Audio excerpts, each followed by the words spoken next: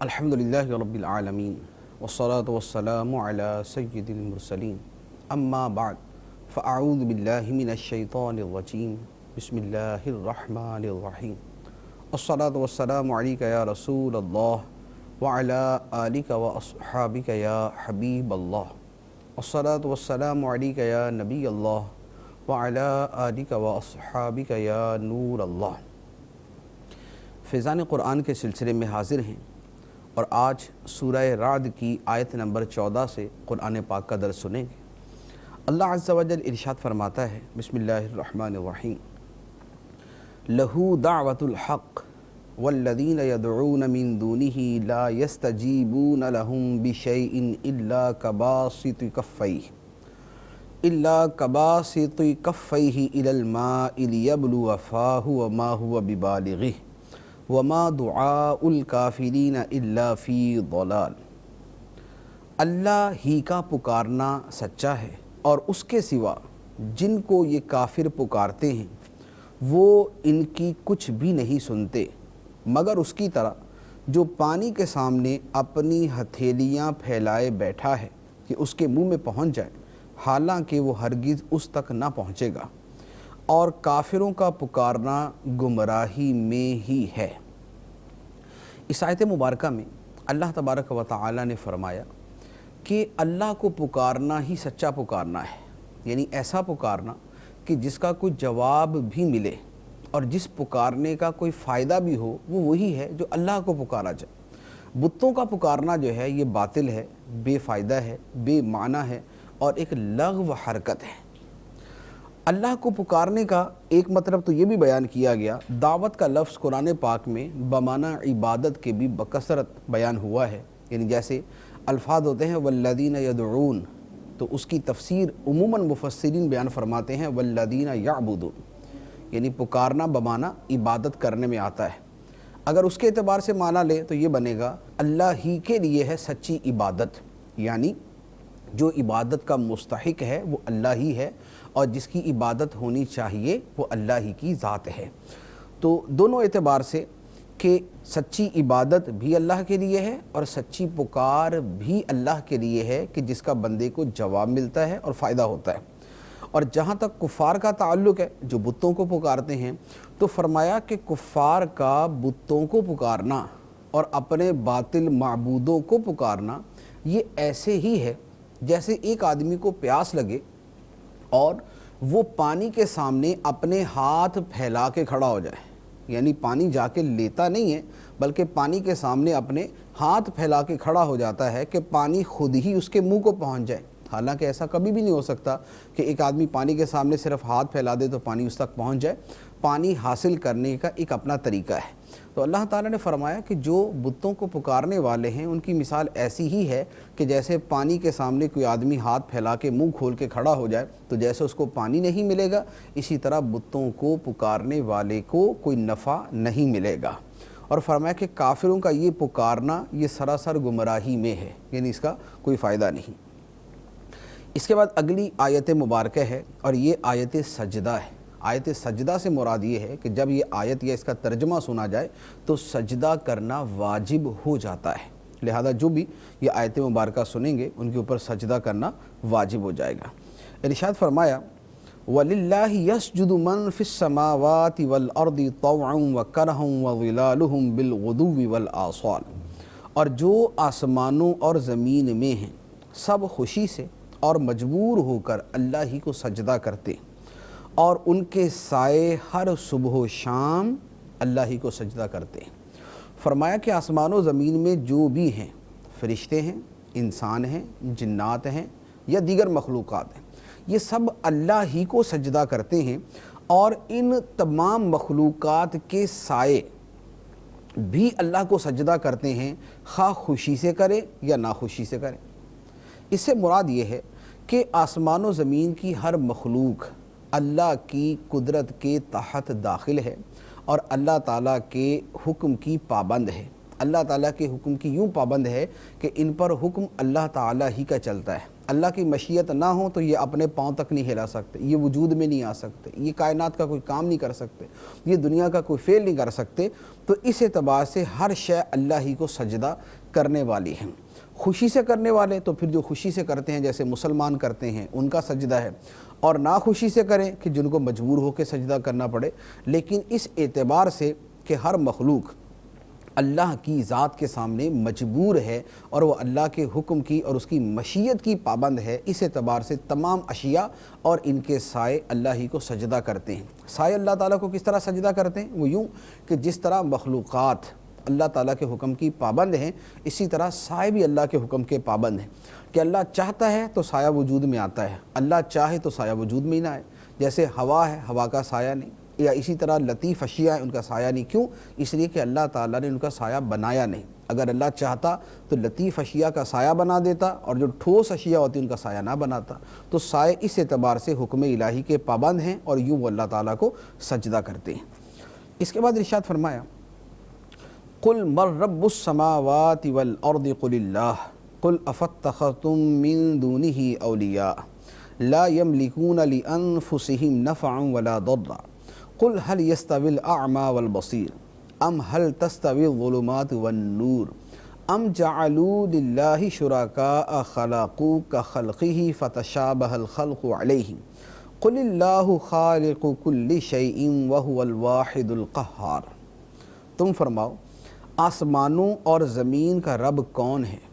تم خود ہی فرما دو اللہ۔ تم فرماؤ تو کیا تم نے اللہ کے سوا مددگار بنا رکھے ہیں جو اپنے لیے نفع اور نقصان کے مالک نہیں ہیں؟ تم فرماؤ کیا اندھا اور آنکھ والا برابر ہو جائیں گے، یا کیا اندھیرے اور روشنی برابر ہو جائیں گے، یا کیا انہوں نے اللہ کے لیے ایسے شریک ٹھہرا لیے ہیں جنہوں نے اللہ کی تخلیق کی طرح کچھ پیدا کیا ہو؟ تو ان کافروں کو پیدا کرنے کا معاملہ ایک جیسا لگا ہو۔ تم فرماؤ اللہ ہر شے کا خالق ہے اور وہ اکیلا سب پر غالب ہے۔ یہاں پر مشرکوں کے شرک کا اللہ تعالیٰ نے رد کیا اور ارشاد فرمایا، پہلے تو فرمایا کہ اے محبوب علیہ الصلوۃ والسلام آپ ان سے سوال کریں کہ آسمان و زمین کا رب کون ہے؟ کون ہے جو آسمانوں کو پالنے والا ہے، جو زمین کو پالنے والا ہے؟ تو پھر خود ہی جواب دے دو کہ اللہ ہے جو آسمان و زمین کو پیدا بھی کرنے والا ہے اور ان کو پالنے والا بھی ہے۔ کیونکہ مشرکین بھی جو تھے وہ اپنے بتوں کے بارے میں یہ عقیدہ نہیں رکھتے تھے کہ آسمان و زمین کو بتوں نے پیدا کیا۔ تو جب آسمان و زمین کی پیدائش اللہ تعالیٰ کی قدرت سے ہے تو لہذا خالق بھی اللہ ہی ہے اور معبود بھی اللہ ہی ہے۔ پھر اس کے بعد فرمایا کہ اے محبوب علیہ السلام آپ ان سے کہیں کہ اے مشرکو تم نے اللہ کے علاوہ کیا ایسے لوگوں کو اپنا مددگار بنا رکھا ہے جو اپنی ذات کے نفع اور نقصان کے بھی مالک نہیں؟ یعنی بتوں کو خدا مانتے ہو، خدا مانتے ہو تو مددگار مانتے ہو۔ اب بتوں کو مددگار مانتے ہو تو پہلے یہ تو دیکھو کہ بت خود اپنا کوئی نفع نقصان کر سکتے ہیں یا نہیں؟ تو جو اپنے آپ کو نفع نہیں پہنچا سکتے اور جو اپنے آپ سے نقصان کو دور نہیں کر سکتے وہ تمہیں کہاں سے نفع پہنچائیں گے اور تمہیں کہاں سے تمہارا نقصان کیسے دور کر دیں گے؟ پھر اس کے بعد فرمایا کہ کیا اندھا اور دیکھنے والا برابر ہو سکتے ہیں؟ بت اندھے ہیں، ان کو تو نظر ہی کچھ نہیں آتا، تو یہ اللہ کے برابر کیسے ہو سکتے ہیں جو ہمیشہ ہمیشہ بصیر ہے، دیکھنے والا ہے؟ مزید فرمایا کہ کیا اندھیرے اور نور یہ دونوں برابر ہو سکتے ہیں؟ کیا تاریکی اور نور برابر ہو سکتے ہیں؟ تو جیسے تاریکی اور نور برابر نہیں ہو سکتے، جیسے اندھا اور دیکھنے والا برابر نہیں ہو سکتے، اسی طرح بت بھی خدا کے برابر نہیں ہو سکتے۔ پھر اللہ تعالیٰ نے ایک اور معارضہ مشرکوں کے اوپر قائم فرمایا کہ اے محبوب علیہ السلام آپ ان مشرکوں سے فرمائیں کہ اللہ تعالیٰ نے تو مخلوقات کو پیدا فرمایا، اس نے آسمان بنائے، زمین بنائے اور آسمان و زمین میں بسنے والوں کو پیدا کیا، تو کیا جن بتوں کی تم عبادت کرتے ہو انہوں نے بھی کچھ پیدا کیا ہے؟ کہ اگر انہوں نے پیدا کیا ہوتا تو تمہیں اس وجہ سے یہ شبہ پڑ جاتا کہ چونکہ اللہ نے بھی پیدا کیا، بتوں نے بھی کچھ نہ کچھ پیدا کیا ہے، لہذا خالق ہونے کے اعتبار سے تمہیں شبہ ہو گیا تو تم نے بتوں کو بھی خالق مان لیا اور خدا مان لیا۔ لیکن اگر تم خود یہ بات سمجھتے ہو کہ ساری تخلیق اللہ کی ہے، ساری مخلوقات اللہ کی پیدا کردہ ہیں، اور تمہارے باطل معبود یعنی بت انہوں نے نہ کچھ پیدا کیا، نہ پیدا کر سکتے ہیں، اور نہ ان کی تخلیق کے اندر کسی قسم کی کوئی شرکت ہے، تو جب ان کی تخلیق ہی کوئی نہیں ہے، جب انہوں نے پیدا ہی کچھ نہیں کیا، تو یہ اس خالق کے کل، اس تمام کائنات کو وجود میں لانے والے اللہ کے برابر کیسے ہو سکتے ہیں؟ تو اب اس کے بعد اللہ تعالیٰ فرماتا ہے قُلِ اللَّهُ خَالِقُ كُلِّ شَيْءٍ، اے محبوب تم کہہ دو اللہ ہر شے کا خالق ہے، ہر شے کو پیدا کرنے والا ہے، وَهُوَ الْوَاحِدُ الْقَهَّارُ، اور وہ تنہا سب پر غالب ہے، وہ اکیلا ہے، اکیلا معبود ہے، اور سب کے اوپر وہ غلبہ رکھنے والا ہے، سب پر غالب ہے۔ اب اس کے بعد اللہ تعالیٰ نے کافروں کے کفر اور مشرکوں کے شرک کو دو مثالوں کے ذریعے بیان فرمایا، یعنی باطل کو بیان فرمایا کہ جو باطل ہے اس کی حیثیت کیا ہے، اس کی حقیقت کیا ہے۔ ارشاد فرمایا انزل من السماء ماء فصالت اودیۃ بقدرها فاحتمل السیل زبدا رابیا ومما يوقدون عليه في النار ابتغاء حلیة او متاع زبد مثله كذلك يضرب الله الحق والباطل فأما الزبد فيذهب جفاء وأما ما ينفع الناس فيمكث في الأرض كذلك يضرب الله الأمثال۔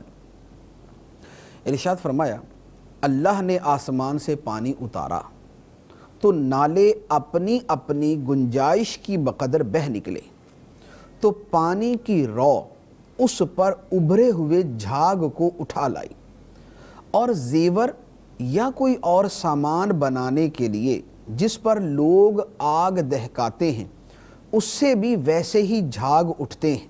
اللہ اسی طرح حق اور باطل کی مثال بیان کرتا ہے، تو جھاگ تو ضائع ہو جاتا ہے، اور وہ پانی جو لوگوں کو فائدہ دیتا ہے وہ زمین میں باقی رہتا ہے۔ اللہ یوں ہی مثالیں بیان فرماتا ہے۔ اس آیت مبارکہ کا جو مفہوم ہے وہ تھوڑا سا پیچیدہ ہے، آسان الفاظ کے اندر عرض کرتا ہوں۔ وہ یہ ہے کہ اللہ تعالیٰ نے فرمایا کہ جب بارش ہوتی ہے تو ندی نالوں کے اندر پانی بہنا شروع ہو جاتا ہے۔ اب جب پانی بہتا ہے، جب پانی میں روانی ہوتی ہے، تو پانی کے اوپر جھاگ بھی بن جاتا ہے، جیسے ہم بھی دیکھتے ہیں کہ پانی جب بہت زور شور سے جائے تو اس کے اوپر جھاگ بن جاتی ہے۔ اب یہ جو پانی کے اوپر جھاگ ہے، اچھا اسی طرح ایک دوسری مثال بھی بیان فرمائی کہ جب سونے چاندی کو جو ہے وہ دھویا جاتا ہے، اسے واش کیا جاتا ہے، تو جس پانی کے اندر اس کو دھویا جاتا ہے اس کے اوپر بھی جھاگ آ جاتی ہے۔ اب اللہ تعالیٰ فرماتا ہے جیسے ندیوں کے اندر جو پانی جاری ہے اس پانی کے اوپر جھاگ ہے، وہ جھاگ بظاہر تو بڑی ابھری نظر آتی ہے، بڑی وہ پانی کے اوپر غالب نظر آتی ہے۔ اسی طرح جب زیور بنائے جاتے ہیں تو زیورات بنانے کے اندر جو پانی کے اوپر جھاگ بنتی ہے وہ بھی بڑی ابھری نمایاں نظر آتی ہے، لیکن ان دونوں جھاگوں کی حیثیت کیا ہے؟ جو پانی کے اوپر آئے یا جو زیورات کی تیاری اور دھونے کے اندر اوپر بنے، اس کی حیثیت کیا ہے؟ فرمایا کوئی بھی حیثیت نہیں۔ تھوڑی دیر تک تو وہ بڑی اونچی نظر آتی ہے، لیکن تھوڑی دیر گزرتی ہے تو جھاگ ساری کی ساری بیٹھ جاتی ہے اور اس کی حقیقت حیثیت سب ختم ہو جاتی ہے۔ جبکہ اس جھاگ کے نیچے جو پانی تھا وہ زمین کے اندر باقی رہ جاتا ہے، اسے لوگ نفع اٹھاتے ہیں، وہ لوگوں کو نفع دیتا ہے۔ اسی طرح جو زیورات بنانے کے اندر جو پانی کے اوپر جھاگ آئی تھی وہ جھاگ بھی ختم ہو جاتی ہے، اور وہ جو زیورات ہیں وہ نیچے باقی ہیں، وہ ویسے کے ویسے ہیں۔ تو فرمایا کہ جو حق ہے وہ اس پانی کی طرح ہے جو نیچے باقی رہ جانے والا ہے اور جو لوگوں کو نفع دینے والا ہے، اور باطل کی مثال وہ اس جھاگ کی طرح ہے جو ظاہری طور پر تو بڑی اونچی اور بڑی جو ہے وہ غالب اور نمایاں نظر آتی ہے، لیکن تھوڑی دیر کے بعد وہ بالکل ختم ہو جاتی ہے۔ اسی طرح بارہا ایسا ہوتا ہے کہ باطل جو ہے وہ پھیلا ہوتا ہے، وہ غالب نظر آتا ہے، وہ قوت میں نظر آتا ہے، وہ طاقت میں نظر آتا ہے، وہ ہر طرف چھایا ہوا نظر آتا ہے، اور حق اس کے سامنے مغلوب نظر آتا ہے۔ لیکن کچھ عرصہ گزرتا ہے، حق غالب آ جاتا ہے، حق باقی رہتا ہے، اور باطل جو ہے وہ بالکل تباہ و برباد ہو جاتا ہے، وہ ختم ہو جاتا ہے۔ جیسے اسلام حق ہے اور اسلام کے مد مقابل جتنی چیزیں آئیں وہ باطل ہیں۔ اب یہ باطل قوتیں وقتاً فوقتاً اوپر آتی رہیں، بڑی نمایاں بھی ہوتی رہیں، بظاہر غالب بھی ہوتی رہیں، لیکن آخر کیا ہوا؟ آخر ہمیشہ یہ ہوا کہ اسلام کے مقابلے میں جو بڑی بڑی طاقتیں تھیں وہ ساری کی ساری باطل ہوں گی۔ اسلام پر کیے جانے والے اعتراضات جو ایک زمانے میں بڑے قوی نظر آتے ہیں، اگلے زمانے کے اندر جا کے ان کی حیثیت ہی ختم ہو جاتی۔ ایک زمانے کے اندر معراج کے معجزے پہ اتنے اعتراضات تھے کہ یہ کیسے ہو سکتا ہے، عقل ہی نہیں مانتی۔ اب لوگوں کی عقل ہی نہیں مانتی تھی، لیکن اب وہ زمانہ آ گیا کہ اب یہ لمبے سفر طے کرنا، جو اس وقت لوگوں کو لگتا تھا کہ اتنا لمبا سفر اتنی تھوڑی سی مدت میں کیسے طے کر لیا، اب ساری دنیا اس کی قائل ہے کہ بھی بہت لمبا سفر مختصر سی مدت میں طے کیا جا سکتا ہے۔ تو پہلے لوگوں کی نظر میں گھوڑے کے علاوہ سواری کوئی نہیں تھی، وہ اسی کی سپیڈ دیکھتے تھے۔ اب ان کی نظر میں جہاز بھی آ گئے، اب ان کی نظر میں روشنی کی سپیڈ بھی آ گئی، اب ان کی نظر کے اندر جو ہے وہ تیز سے تیز سپیڈز موجود ہیں۔ تو اب وہ جو پہلے بڑے اعتراضات تھے، اب وہ باطل کی جھاگ کی طرح بالکل بیٹھ گئے، ختم ہو گئے، اور حق الحمدللہ بالکل نمایاں ہو گیا۔ اس کے بعد اللہ تعالیٰ ارشاد فرماتا ہے، لِلَّذِينَ اسْتَجَابُوا لِرَبِّهُمُ الْحُسْنَى وَالَّذِينَ لَمْ يَسْتَجِيبُوا لَهُ لَوْ أَنَّ لَهُم مَّا فِي الْأَرْضِ جَمِيعًا وَمِثْلَهُ مَعَهُ لَافْتَدَوْا بِهِ أُولَٰئِكَ لَهُمْ سُوءُ الْحِسَابِ وَمَأْوَاهُمْ جَهَنَّمُ وَبِئْسَ الْمِہَادُ۔ جن لوگوں نے اپنے رب کا حکم مانا انہی کے لیے بھلائی ہے، اور جنہوں نے اس کا حکم نہ مانا ان کا حال یہ ہوگا کہ اگر زمین میں جو کچھ ہے وہ سب اور اس جیسا اور اس کے ساتھ ہوتا تو وہ اپنی جان چھڑانے کو دے دیتے۔ ان کے لیے برا حساب ہوگا اور ان کا ٹھکانہ جہنم ہے، اور وہ کیا ہی برا ٹھکانہ ہے۔ ارشاد فرمایا کہ جو اپنے رب کا حکم ماننے والے ہیں ان کے لیے تو بھلائی ہے، جنت ہے، اللہ کی رضا ہے، اور جنہوں نے دنیا میں اللہ کا حکم نہ مانا جیسے کافر ہیں تو فرمایا کہ قیامت کے دن ان کا یہ حال ہوگا کہ ساری دنیا کا مال و دولت اور اتنا ہی مزید یعنی دگنا کر لیں، یہ سارے کا سارا اگر کسی شخص کے پاس ہو تو وہ قیامت کے دن اللہ کے عذاب سے اپنی حفاظت کے لیے وہ سارے کا سارا مال، ساری کی ساری دنیا دینے کو تیار ہو جائے گا، لیکن اس کو نجات نہیں ملے گی۔ اور دنیا میں تو معاملہ ہی بڑا آسان ہے، کلمہ پڑھنا ہے، اللہ تعالیٰ کو ماننا ہے، اللہ نے جن کو ماننے کا حکم دیا انہیں ماننا ہے، اللہ تعالیٰ کی اطاعت کرنی۔ تو دنیا کے اندر جو کام بڑا آسان ہے، قیامت کے دن پوری دنیا دینے کے باوجود بھی اللہ تعالیٰ کے عذاب سے چھٹکارا نہیں مل سکے گا۔ تو فرمایا کہ جنہوں نے دنیا میں اللہ کا حکم نہ مانا ان کے لیے برا حساب ہوگا، ٹھکانہ جہنم ہوگا، اور کیا ہی برا ٹھکانہ ہے۔ اس کے بعد اللہ تعالیٰ ارشاد فرماتا ہے، أَفَمَنْ يَعْلَمُ أَنَّمَا أُنزِلَ إِلَيْكَ مِنْ رَبِّكَ الْحَقُّ كَمَنْ هُوَ أَعْمَى إِنَّمَا يَتَذَكَّرُ أُولُو الْأَلْبَابِ۔ وہ آدمی جو یہ جانتا ہے کہ اے محبوب جو کچھ تمہاری طرف تمہارے رب کے پاس سے نازل کیا گیا ہے وہ حق ہے، تو کیا وہ اس جیسا ہے جو اندھا ہے؟ صرف عقل والے ہی نصیحت مانتے ہیں۔ یعنی اللہ تعالیٰ نے فرما دیا کہ جو نبی کریم صلی اللہ علیہ وآلہ وسلم پر نازل کردہ قرآن کو مانتا ہے کہ ان پر اللہ کی طرف سے وحی آئی، یہ شخص کیا اس شخص کے برابر ہو سکتا ہے کہ جو نبی کریم علیہ السلام کو نہیں مانتا؟ جو نہ ماننے والا ہے وہ اندھے کی طرح ہے، اور جو ماننے والا ہے وہ دیکھنے والے کی طرح ہے، اور اندھا کبھی دیکھنے والے کے برابر نہیں ہو سکتا۔ اب اس کے بعد اللہ تعالیٰ نے فرمایا کہ نصیحت عقل والے ہی مانتے ہیں، نصیحت عقل مند لوگ ہی مانتے ہیں۔ اب عقل مند ہیں کون؟ اللہ تعالیٰ نے اگلی آیات کے اندر عقل مندوں کی کچھ صفات کو بیان فرمایا۔ اب جن صفات کو بیان فرمایا ان صفات پہ کچھ ہمیں بھی تھوڑا سا غور کرنا چاہیے کہ کیا عقل مندوں کی جو صفات ہیں وہ ہمارے اندر بھی ہیں۔ یعنی ہمارے نزدیک جو عقل مندی کا معیار ہے کہ دنیا داری کے اندر بہت سمجھ بوجھ رکھنے والا ہو، امور دنیا اچھے طریقے سے سر انجام دینے والا ہو، دوسروں سے گفت و شنید کے اندر ماہر ہو، لوگوں سے بات چیت کرنے کا اسے ملکہ حاصل ہو، ہماری عقل مندی تقریباً اسی کے گرد گھومتی ہے، لیکن اللہ تعالیٰ کی بارگاہ میں جو عقل مند کہلانے کے لائق ہیں وہ کون ہیں، ان کے اوصاف اللہ تعالیٰ نے اگلی آیات میں بیان فرمائے، ان کو ایک ایک کر کے اپنی ذات کے اوپر ہم دیکھتے جائیں۔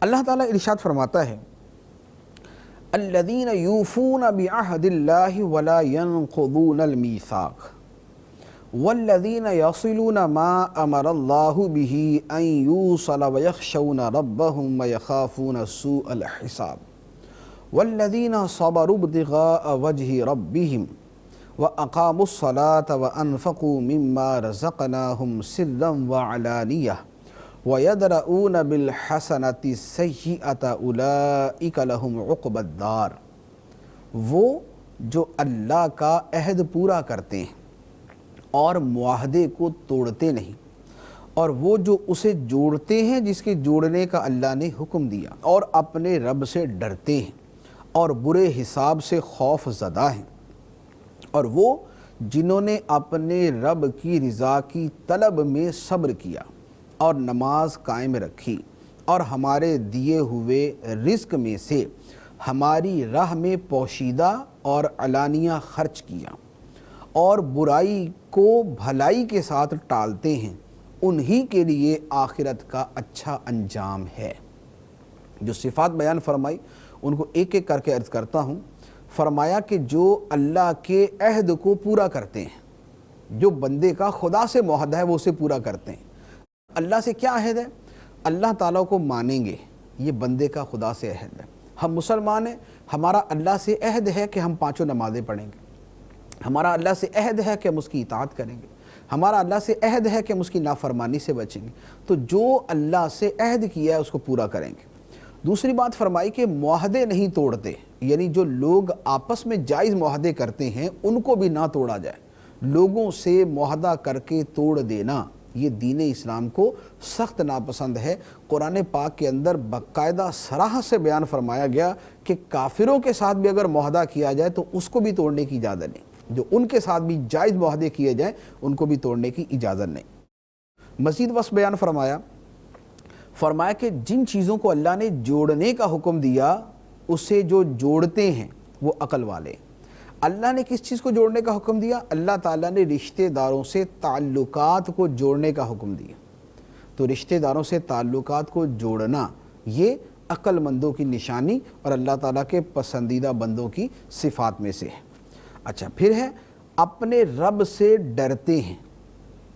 پھر فرمایا اور برے حساب سے خوف زدہ ہیں۔ وہ اس سے خوف زدہ ہیں کہ کہیں ان کا ایمان پر خاتمہ کہیں یہ خطرے میں نہ پڑ جائے، کہیں ایسا نہ ہو کہ معاذ اللہ برا خاتمہ ہو، کہیں ایسا نہ ہو کہ قیامت کے دن برا حساب ان کے سامنے آ جائے۔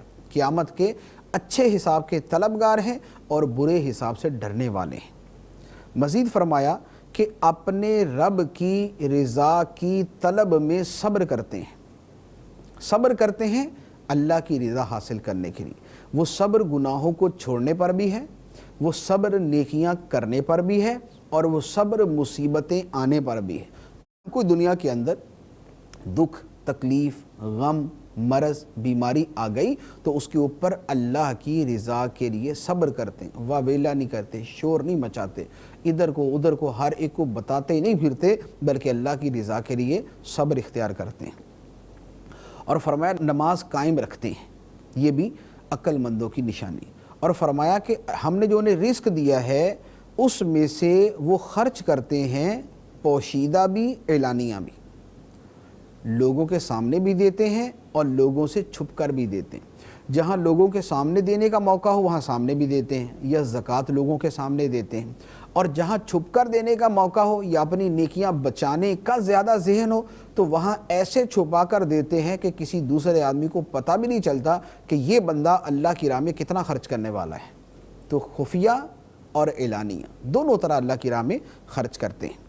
اور ایک آگے بڑا پیارا وصف بیان فرمایا کہ برائی کا بدلہ اچھائی کے ساتھ دیتے ہیں، برائی کو اچھائی کے ساتھ ٹال دیتے ہیں۔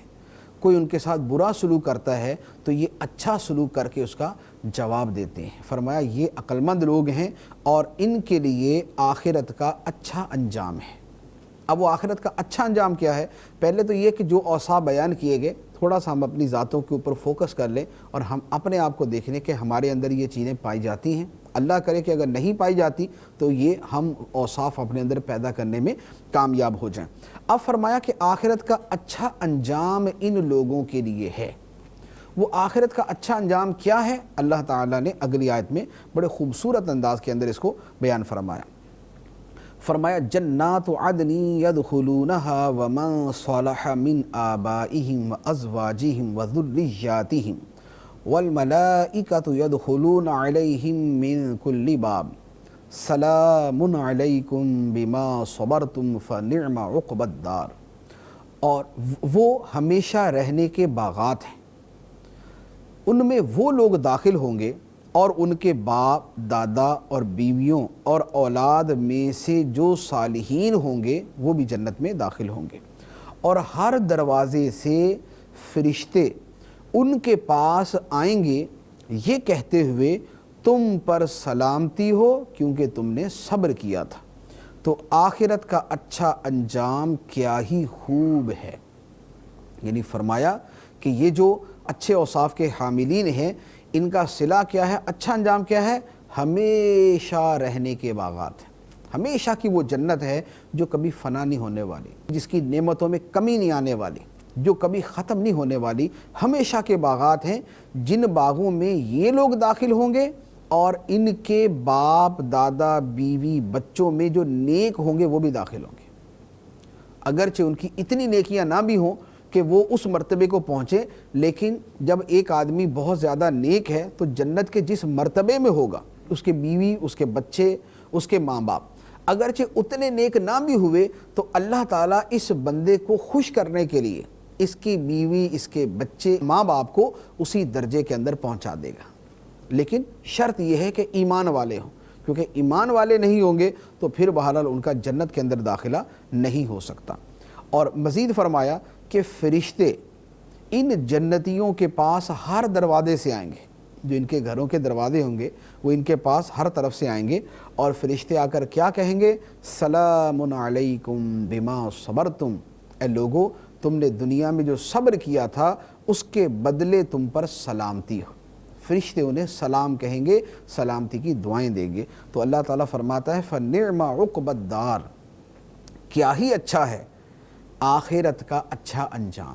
اب اس کے بعد یہاں پر تو اوصاف بیان ہوئے عقل مندوں کے اور جنتیوں کے، اب جو اس کے مد مقابل دوسری قسم کے لوگ ہیں اللہ تعالیٰ نے اگلی آیات کے اندر ان کا بیان فرمایا وَالَّذِينَ يَنقُضُونَ عَهْدَ اللَّهِ مِن بَعْدِ مِيثَاقِهِ وَيَقْطَعُونَ مَا أَمَرَ اللَّهُ بِهِ أَن يُوصَلَ وَيُفْسِدُونَ فِي الْأَرْضِ أُولَئِكَ لَهُمُ اللَّعْنَةُ وَلَهُمْ سُوءُ الدَّارِ۔ ارشاد فرمایا اور وہ جو اللہ کا عہد اسے پختہ کرنے کے بعد توڑ دیتے ہیں اور جسے جوڑنے کا اللہ نے حکم فرمایا اسے کاٹتے ہیں اور زمین میں فساد پھیلاتے ہیں، ان کے لیے لعنت ہی ہے اور ان کے لیے برا گھر ہے۔ یہ ہیں جو ایمان والوں کے مد مقابل ہیں، کیا؟ اللہ سے جو عہد کیا اسے توڑتے ہیں۔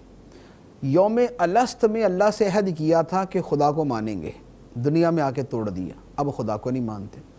اللہ نے جس چیز کو جوڑنے کا حکم دیا یہ اسے توڑتے ہیں، کاٹتے ہیں۔ اللہ نے رشتہ داروں کو جوڑنے کا حکم دیا یہ رشتہ داریاں توڑتے ہیں، اپنے رشتہ داروں سے قطع تعلقی کرتے ہیں اور زمین میں فساد پھیلاتے ہیں۔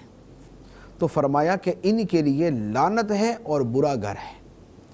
اب اس کے بعد اللہ تعالیٰ ارشاد فرماتا ہے اللہ یبسط الرزق لمن یشاء ویقدر وفرحوا بالحیاۃ الدنیا وما الحیاۃ الدنیا فی الآخرۃ الا متاع۔ اللہ جس کے لیے چاہتا ہے رزق وسیع کر دیتا ہے اور تنگ کر دیتا ہے جس کے لیے چاہتا ہے، اور کافر دنیا کی زندگی پر خوش ہو گئے، حالانکہ دنیا کی زندگی آخرت کے مقابلے میں ایک حقیر سی شے ہے۔ چونکہ پچھلی آیات کے اندر اللہ تعالیٰ نے آخرت کا اچھا انجام اور آخرت کا برا انجام ان دونوں چیزوں کو بیان فرمایا۔ آخرت کا اچھا انجام ایمان والوں کے لیے اور آخرت کا برا انجام کافروں کے لیے۔ اب اس کے اوپر ایک ظاہراً ایک سوال پیدا ہوتا ہے کہ بھی دنیا کے اندر تو کافر بڑے مزے کے اندر ہیں، بڑے بڑے ان کی جناب سلطنتیں ہیں، بڑا ان کا کر و فر ہے، مال و دولت ہے، نعمتیں، آسائشیں ہیں، اور اس کے مقابلے میں مسلمان بعضوں کا دنیا کے اندر پریشان حال ہوتے ہیں۔ تو اللہ تعالیٰ نے فرمایا کہ دنیا کا معاملہ آخرت سے بالکل جدا ہے۔ دنیا میں تو اللہ تعالیٰ کا ایک طریقہ ہے کہ جس کے لیے چاہتا ہے رزق کو وسیع فرما دیتا ہے، جس کے لیے چاہتا ہے رزق کو تنگ کر دیتا ہے۔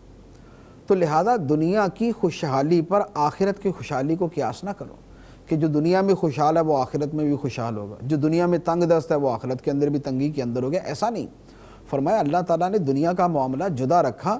ہاں کافروں کا حال یہ ہے کہ وہ دنیا کی زندگی پر خوش ہو کے بیٹھ گئے کہ اللہ نے دنیا دے دی تو اسی پہ خوش ہو کے بیٹھ گئے۔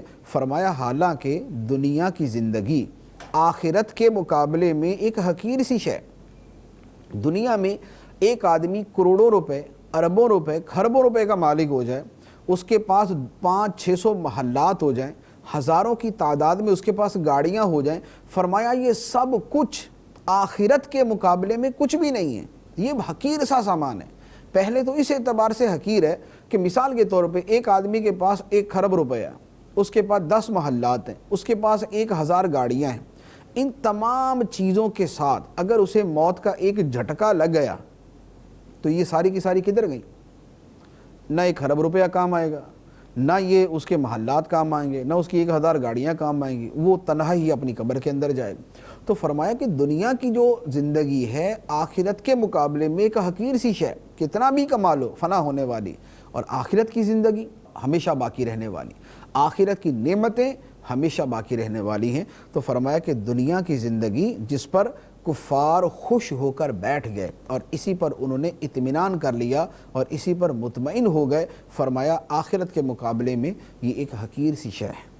اس کے بعد اللہ تعالیٰ ارشاد فرماتا ہے وَيَقُولُ الَّذِينَ كَفَرُوا لَوْلَا أُنزِلَ عَلَيْهِ آيَةٌ مِّن رَّبِّهِ قُلْ إِنَّ اللَّهَ يُضِلُّ مَن يَشَاءُ وَيَهْدِي إِلَيْهِ مَنْ أَنَابَ، اور کافر کہتے ہیں اس نبی پر ان کے رب کی طرف سے کوئی نشانی کیوں نہیں اتری؟ تم فرماؤ بے شک اللہ جسے چاہتا ہے گمراہ کرتا ہے اور اسے اپنی راہ دکھاتا ہے جو رجوع کرتا ہے۔ کفار نے اپنی وہی بات دہرا دی کہ نبی پر خاص نشانی کیوں نہیں اترتی، تو اللہ تعالیٰ نے اس کا صریح الفاظ میں ان کو جواب نہیں دیا۔ کیوں؟ اس لیے کہ نشانیاں کتنی چاہیے۔ قرآن تو اللہ تعالیٰ کی سب سے بڑی نشانی ہے، قرآن کی تو ایک ایک آیت نشانی ہے۔ تو جب ان نشانیوں کو تسلیم نہیں کیا تو اب ان کے مطالبے کے مطابق نشانیاں کیوں دکھائی جائیں؟ پھر اس کا نقصان بھی یہ کہ اگر وہ نشانیاں دکھا دیں گی اور نہ مانا تو تباہ و برباد ہو جائیں گے۔ تو فرمایا کہ اللہ جسے چاہتا ہے گمراہ کرتا ہے اس کی اپنی سرکشی کی وجہ سے، بندے کی اپنی سرکشی کی وجہ سے، اور جو خدا کی طرف رجوع کرتا ہے اللہ اسے اپنی راہ دکھاتا ہے۔ یعنی فرمایا کہ نشانیاں مانگ کر ہدایت نہ مانگو کہ ہمیں کوئی نشانی دکھائی جائے گی تو ہم ہدایت پائیں گے اور ہم گمراہی چھوڑیں گے۔ فرمایا کہ اللہ تعالیٰ ہدایت اسے دیتا ہے جو خود بھی کچھ رجوع کرے، جو خود بھی تو حق تسلیم کرنے کی طرف اور حق قبول کرنے کی طرف آئے، ورنہ نشانیاں ایک کی جگہ 1000 بھی دکھا دی جائیں گی تب بھی تسلیم یہ نہیں کریں گے، جیسا کہ اس کے بعد جو 2-3 آیتوں کے بعد اللہ تعالیٰ نے اسی کو بیان بھی فرمایا۔ اب اللہ تعالیٰ فرماتا ہے الذین آمنوا وتطمئن قلوبهم بذکر اللہ الا بذکر اللہ تطمئن القلوب۔ اللہ ان لوگوں کو ہدایت دیتا ہے جو ایمان لائے اور ان کے دل اللہ کی یاد سے چین پاتے ہیں۔ سن لو، اللہ کی یاد ہی سے دل چین پاتے ہیں۔ یہ اللہ تعالیٰ نے فرما دیا کہ اللہ تعالیٰ جو ہدایت دیتا ہے وہ اسے دیتا ہے جو خود بھی اللہ کی طرف رجوع کرنے والا۔ اور یہ کون ہوتا ہے جو رجوع کرنے والا ہے؟ یہ وہ ہے جو ایمان لاتا ہے اور جس کے دل کو اللہ کی یاد سے چین ملتا ہے۔ اب اللہ تعالیٰ آگے فرماتا ہے کہ سن لو، اللہ کی یاد ہی سے دل چین پاتے ہیں۔ اور حقیقت ہے کہ اللہ کی یاد میں جو دلوں کا سکون ملتا ہے وہ دنیا کی کسی اور چیز میں نہیں ملتا۔ بڑے بڑے لوگ جنہوں نے اپنی زندگیاں گزار دی سکون پانے کے لیے شراب پینے کے اندر، بدکاریوں کے اندر، فلمیں ڈرامے دیکھنے کے اندر، گناہوں کے اندر، دنیا گھومنے کے اندر، سارے کام کرنے کے بعد آخر میں یہی کہتے ہیں کہ سکون نہیں ملتا۔ سکون نہیں ملتا، اور جب اللہ کی یاد میں اور اللہ کے ذکر میں مشغول ہوتے ہیں تو پھر دلوں کو سکون مل جاتا ہے۔ اور اللہ کے ذکر ہی سے قرآن پاک بھی ہے، قرآن پاک پڑھنے سے، قرآن پاک کے جو دلائل ہیں ان میں غور کرنے سے بھی بندے کو سکون ملتا ہے۔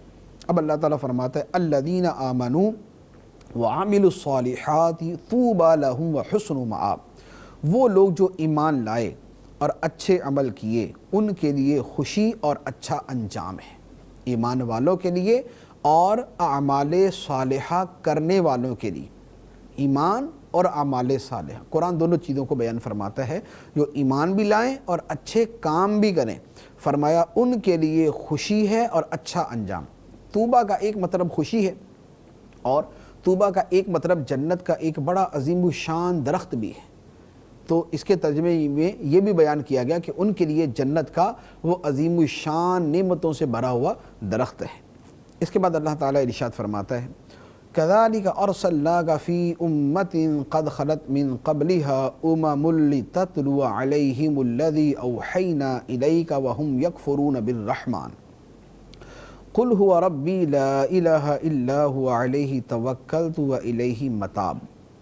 اسی طرح اے محبوب ہم نے تمہیں اس امت میں بھیجا جس سے پہلے کئی امتیں گزر گئیں، آپ کو بھیجا تاکہ تم انہیں پڑھ کر سناؤ جو ہم نے تمہاری طرف وحی بھیجی ہے، حالانکہ یہ لوگ رحمان کے منکر ہو رہے ہیں۔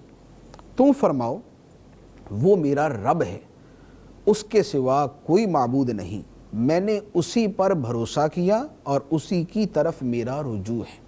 نبی کریم علیہ السلام کو فرمایا گیا کہ اے محبوب ہم نے آپ کو اس قوم کے اندر بھیجا ہے، اس امت میں بھیجا ہے جس سے پہلے بہت ساری امتیں گزر چکی، جس کو یہ بھی جانتے ہیں، اور ہم نے آپ کو اس لیے بھیجا ہے کہ آپ ان کو قرآن سنائیں، حالانکہ یہ لوگ رحمان کے منکر ہیں، یہ منکر ہیں، لیکن اے محبوب تم یہ کہو کہ رحمان تو میرا رب ہے، جس کا یہ لوگ انکار کرتے ہیں وہ رحمان تو میرا رب ہے جس کے سوا کوئی معبود نہیں، اسی پر میرا بھروسہ ہے، اسی کی طرف میرا رجوع ہے۔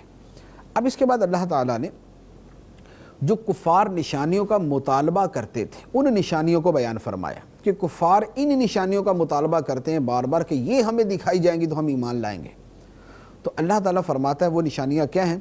فرمایا وَلَوْ أَنَّ قُرْآنًا سُيِّرَتْ بِهِ الْجِبَالُ أَوْ قُطِّعَتْ بِهِ الْأَرْضُ أَوْ كُلِّمَ بِهِ الْمَوْتَى بَل لِلَّهِ الْأَمْرُ جَمِيعًا أَفَلَمْ يَيْأَسِ الَّذِينَ آمَنُوا أَن لَّوْ يَشَاءُ اللَّهُ لَهَدَى النَّاسَ جَمِيعًا وَلَا يَزَالُ الَّذِينَ كَفَرُوا تُصِيبُهُم بِمَا صَنَعُوا قَارِعَةٌ أَوْ تَحُلُّ قَرِيبًا مِّن دَارِهِمْ حَتَّى يَأْتِيَ وَعْدُ اللَّهِ ان اللہ لا یخلف المیعاد۔ اور اگر کوئی ایسا قرآن آتا جس سے پہاڑ ٹل جاتے یا زمین پھٹ جاتی یا مردوں سے باتیں کی جاتی، جب بھی یہ کافر تسلیم نہ کرتے، بلکہ سب کام اللہ ہی کے اختیار میں ہے، تو کیا مسلمان اس بات سے نا امید نہ ہو گئے کہ اگر اللہ چاہتا تو سب آدمیوں کو ہدایت دے دیتا، اور کافروں کو ان کے عمل کی وجہ سے ہمیشہ ہلا دینے والی مصیبت پہنچتی رہے گی۔ یا اے محبوب آپ ان کے گھروں کے نزدیک اتریں گے یہاں تک کہ اللہ کا وعدہ آ جائے، بے شک اللہ وعدہ خلافی نہیں کرتا۔ کفار کہتے تھے کہ بھئی ایسا قرآن آئے کہ پہاڑ جو ہے وہ اپنی جگہ سے ہل جائے، زمین پھٹ جائے، مردے جو ہے وہ بولنا شروع ہو جائیں۔ تو اللہ تعالیٰ نے فرمایا کہ اگر یہ سارا کچھ ہو جائے، قرآن ایسا نازل ہو کہ پہاڑ ہل جائیں، چلنا شروع ہو جائیں، زمین پھٹ جائے، مردے بولنے لگ جائیں، تب بھی یہ کفار ماننے والے نہیں، یہ پھر بھی بولیں گے جادو ہے، یہ پھر بھی کہیں گے یہ جادو ہے۔ تو فرمایا کہ جب یہ کفار ماننے والے ہیں تو آپ ان کی پرواہ نہ کریں، آپ کی یہ ذمہ داری نہیں ہے کہ باہر صورت ان کو مسلمان کر کے ہی چھوڑنا ہے، آپ کا کام ہے ان کو اللہ کا پیغام پہنچا دینا، مانے یا نہ مانے ان کی مرضی۔ اور یہی مبلغین کو ہدایت ہوتی ہے کہ کسی بندے کو بالکل سیدھی راہ پہ کھڑا کر کے چھوڑنا ان کی ذمہ داری نہیں ہوتی، نیکی کی دعوت دے دی، پیغام پہنچا دیا، اب وہ مانتا نہیں مانتا، صحیح ہوتا یا نہیں ہوتا، یہ اس کا کام۔ ہم خیر خواہی کے ساتھ، جذبے کے ساتھ، ایک اپنے دلی جذبے کے ساتھ ہم دوسروں کو نیکی کی راہ پہ لانے کی کوشش کریں گے، لیکن ان کے لیے یہ نہیں ہے کہ ہم نے لا کر ہی چھوڑنا ان کو۔ ہمارا کام صرف اللہ کا پیغام جو ہے وہ حسن نیت کے ساتھ پہنچا دینا ہے۔ تو فرمایا کہ سارا معاملہ اللہ کے ہاتھ میں ہے، اللہ چاہتا تو سب کو ہدایت دے دیتا، لیکن اللہ تعالیٰ نے ایسا نہیں کیا۔ اس میں اللہ تعالیٰ کی حکمت ہے، اس میں بہت ساری حکمت ہے۔ تو فرمایا کہ کیا ایمان والے ان سے مایوس نہیں ہوئے کہ جب ان کے ساتھ اتنی ساری نشانیاں آ چکی پھر بھی یہ نہیں مان رہے، تو ایمان والے ان کے پیچھے نہ بڑھ جائیں، ایک اپنا فاصلہ رکھ کے جو ہے وہ اپنا فیصلہ کریں، پیغام پہنچانا ہے پہنچاتے رہے، مانتے ہیں مانے، نہیں مانتے نہ مانے۔ تو فرمایا کہ کیا ایمان والے ان سے مایوس نہیں ہوگے کہ یہ ایمان نہیں لائیں گے؟ فرمایا اللہ چاہتا تو سب کو ہدایت دے دیتا۔ اب مزید فرمایا کہ کافروں کو ان کے اعمال کی وجہ سے کوئی نہ کوئی ہلا دینے والی مصیبت پہنچتی رہے گی، کبھی کوئی مصیبت آ گئی، کبھی کوئی عذاب آ گیا، کبھی کوئی آفت آ پڑی، یہ ہوتی رہے گی۔ اور اے محبوب علیہ السلام، آپ بھی فتح و نصرت کے ساتھ ان کے گھروں کے قریب اترتے رہیں گے، یعنی آپ بھی فتوحات فرماتے رہیں گے اور ان کے علاقے اسلام کے تحت داخل ہوتے رہیں گے، اور یہ سلسلہ چلتا رہے گا حتیٰ کہ اللہ کا وعدہ آ جائے۔ اور اللہ نے یہ وعدہ فرمایا ہوا اور اللہ وعدے کے خلاف نہیں کرتا۔ اب اس کے بعد اللہ تعالیٰ نے فرمایا کہ اے محبوب علیہ السلام، یہ کفار جو ہے یہ آپ کا مذاق اڑاتے ہیں، تو آپ کو اس سے رنجیدہ ہونے کی ضرورت نہیں۔ آپ سے پہلے جو رسول گزرے ان کا بھی مذاق اڑایا گیا، اور جنہوں نے مذاق اڑایا ان کو تباہ کر دیا گیا۔ تو جو آپ کا مذاق اڑا رہے ہیں، آپ ان کی وجہ سے اس طرح رنجیدہ نہ ہو، یہ بھی اللہ کے عذاب کا شکار ہوں گے۔ فرمایا وَلَقَدِ اسْتُهْزِئَ بِرُسُلٍ مِّن قَبْلِكَ فَأَمْلَيْتُ لِلَّذِينَ كَفَرُوا ثُمَّ أَخَذْتُهُمْ فَكَيْفَ كَانَ عِقَابِ۔ اور بے شک آپ سے پہلے رسولوں کا مذاق اڑایا گیا تو میں نے کافروں کو تھوڑی ڈھیل دی، پھر میں نے انہیں پکڑ لیا تو میرا عذاب کیسا تھا۔ تو فرمایا کہ جیسے پہلے کافروں کو تھوڑی ڈھیل دے دی تھی لیکن بعد میں ان پہ عذاب اترا، تو اسی طرح ان کافروں کو بھی تھوڑی سی ڈھیل ملی ہوئی ہے، لیکن جب ان پہ عذاب آئے گا تو ان کا حال بھی اچھا نہیں ہوگا۔ اللہ تبارک و تعالی ہمیں قرآن کا فہم عطا فرمائے، آمین بجاہ النبی الامین صلی اللہ علیہ وسلم۔